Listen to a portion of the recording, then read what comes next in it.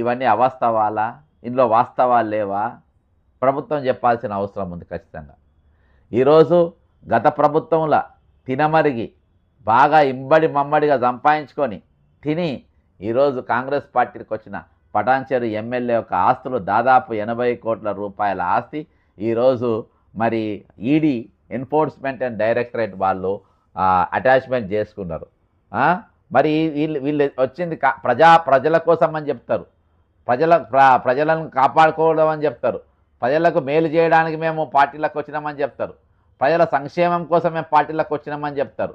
మరి అంత సంక్షేమం కోసం వచ్చిన మీకు మరి ఈరోజు ఎందుకు మీ పైన ఈ కేసులన్నీ ఎందుకు ఈరోజు ఈడీ మీ మీద కేసులు ప్రయోగించిందంటే దానికి మీరు ఏం చెప్తారు?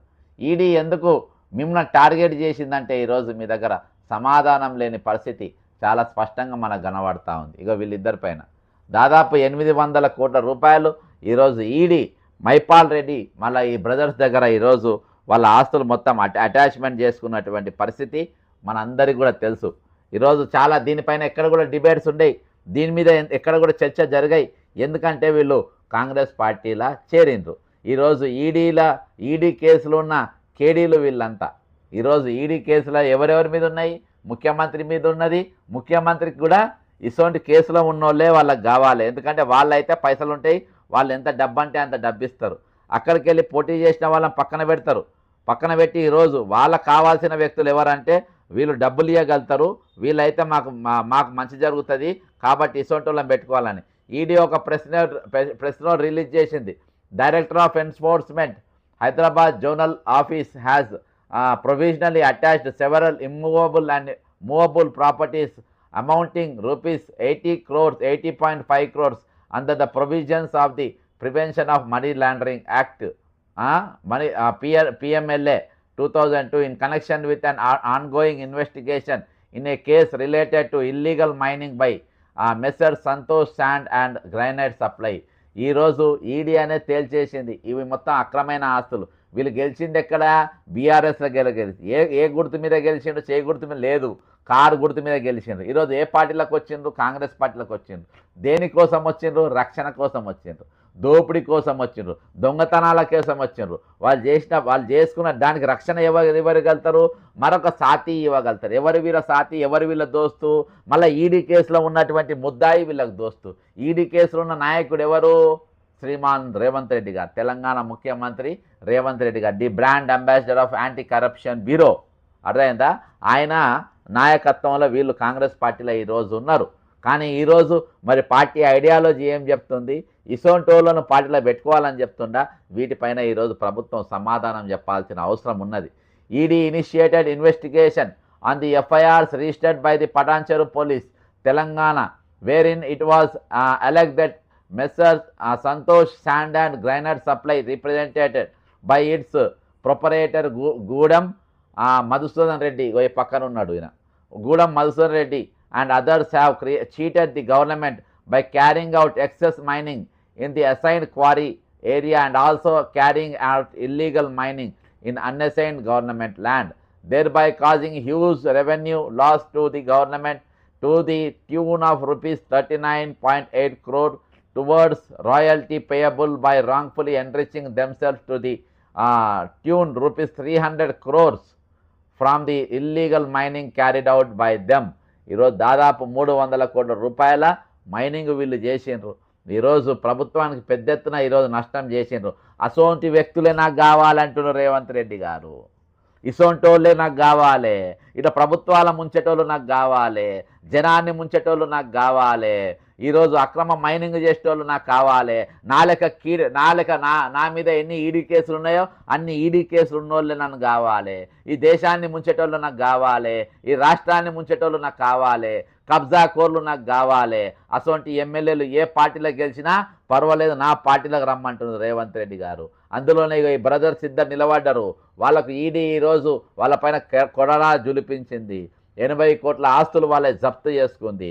ఇంకా సెంటెన్స్ ఉంది. During the course of investigation enforcement director ED చెప్తా ఉంది, during the course of investigation searches were conducted by the ED.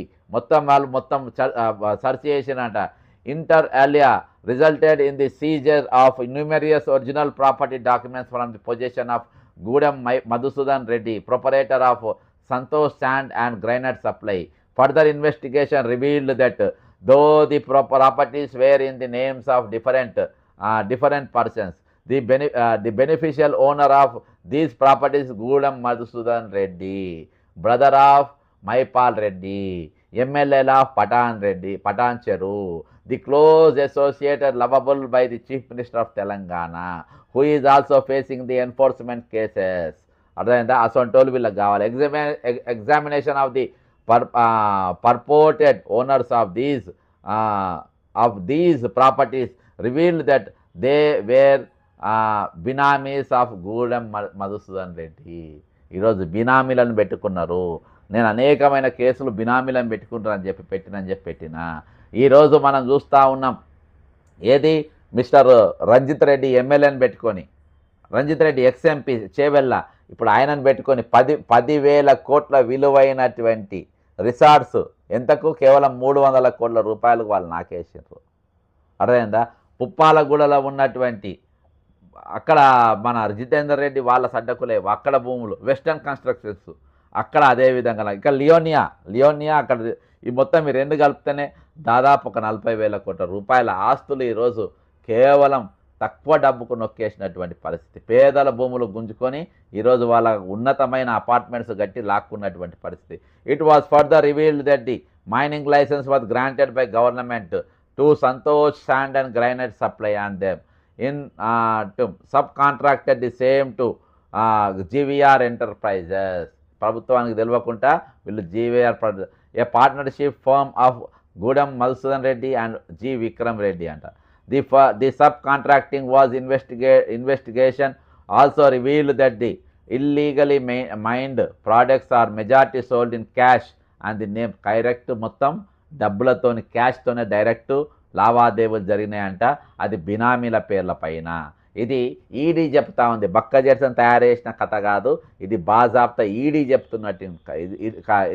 చెప్తున్నటువంటి కథ. Revealed generated. Okay, sold in cash benamis 81 such properties valued rupees 78.93 crore have been attached during investigation. Further, some amounts were also due to GVR Enterprises from the purchasers of illegally mined material, and these amounts are represent POC and accordingly fixed deposits of rupees 1.12 crore. అర్థమైందా? ఈరోజు బాజాబ్తా ఒక Patancheru MLA BRS గెలిచినోని Congress పార్టీలో చేర్పించుకొని ఈరోజు ఆయన పాపాలను Congress party మొయ్యనికి రెడీగా ఉంది. ఆయన చేసినటువంటి అక్రమ లావాదేవీలను కాంగ్రెస్ పార్టీ మొయ్యనికి రెడీగా ఉన్నది. ఆయన చేసినటువంటి అక్రమ మైనింగ్ని ఈరోజు కాంగ్రెస్ పార్టీ మొయ్యనికి రెడీగా ఉన్నది. ఈరోజు ఆయన చేసినటువంటి మొత్తం అక్రమంగా సంపాదించిన పైసలు బినామీల పేర్లు పెట్టిందంటే కూడా ఈరోజు కాంగ్రెస్ పార్టీ మొయ్యనికి ఉంది. కాంగ్రెస్ పార్టీ తన ఐడియాలజీని పక్కన పెట్టడానికి రెడీగా ఉంది, కానీ దొంగలను వదులుకోనికి రెడీగా లేదు. ఈడీ కేసు ఉన్నోళ్ళని రెడీగా లేదు.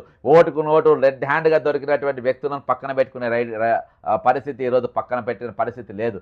ఎందుకంటే వాళ్ళకు ఐడియాలజీ కంటే ఈరోజు డబ్బు ముఖ్యం, పైసలున్న ముఖ్యం. నువ్వు ఎట్లనైనా సంపాదించు, నువ్వు ప్యాకెట్ ఆడ సంపాదించు, క్యాసినోలో ఆడి సంపాదించు, ఈరోజు నువ్వు ఏ విధంగా సంపాదించుకున్నా పర్వాలేదు, మాకు మాత్రం డబ్బులు కావాలి అని అంటున్నారు. వాళ్లకు డబ్బులు కావాలి, 1,000 కోట్ల రూపాయలు కావాలి, లక్షల కోట్ల రూపాయలు కావాలి.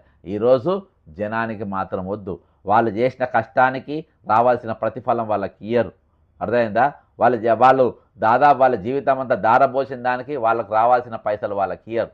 ఈరోజు క్యారెక్టర్ లేనోళ్ళు, బుద్ధి లేనోళ్ళు, హీన స్థితిలో ఉన్నోళ్ళు, ఈరోజు దౌర్భాగ్యమైన స్థితిలో ఉన్నోళ్ళు, పూర్తిగా అవినీతిమయమైనటువంటి వ్యక్తులు ఈరోజు రాష్ట్ర పాలకులుగా ఉంటే ఇంతకు మించిన ఆలోచన మనం ఏం చేయగలుగుతాం చెప్పండి? ఇంతకు మించిన దారిద్ర్యం ఇంకేం చేయగలం చెప్పండి? కాబట్టి ఈరోజు తెలంగాణ మనము ఈ సమాధానం లేని ప్రశ్నలు, ఇటువంటి క్యారెక్టర్ లేని వాళ్ళు చేరుతున్నట్టే ఎందుకు చేర్చుకుంటుందో చెప్పరు. మీ పార్టీలో ఇది ఆ పార్టీలో గెలిచిన వాళ్ళ మీ పార్టీలో ఎట్లున్నారని చెప్తే దానికి సమాధానం చెప్పరు. దేనికోసం చేర్చుకున్నో చెప్పరు. అభివృద్ధి అంటారు. దేనికోసం అభివృద్ధి కనబడుతుంది కదా? ఈ దగాకోరు ఆలోచనలు కనబడుతున్నాయి కదా? ఈ దివారుకోరు తలాల ఆలోచన కనబడుతున్నాయి కదా? దేనికోసం ఈరోజు వాళ్ళందరినీ చేర్చుకుంటా ఉన్నారు? కాబట్టి ఇంత దిగజారినైన పరిస్థితికి ఈరోజు తెలంగాణ సమాజం, ఆత్మగౌరవ సమాజం ఈరోజు దిగజారిందంటే మనం అర్థం చేసుకోవాలి ఎక్కడ మనం ఉన్నాం అనేది. కాబట్టి ఖచ్చితంగా దీనిపైన ఈ సమాధానం లేని ప్రశ్నలకు మీరు సమాధానాల ముఖంగా కామెంట్ చేయాలని కోరుకుంటున్నాను. ఇసొంటోళ్లను ఈరోజు కాంగ్రెస్ పార్టీ ఎందుకు హక్కున చేర్చుకుంటుంది?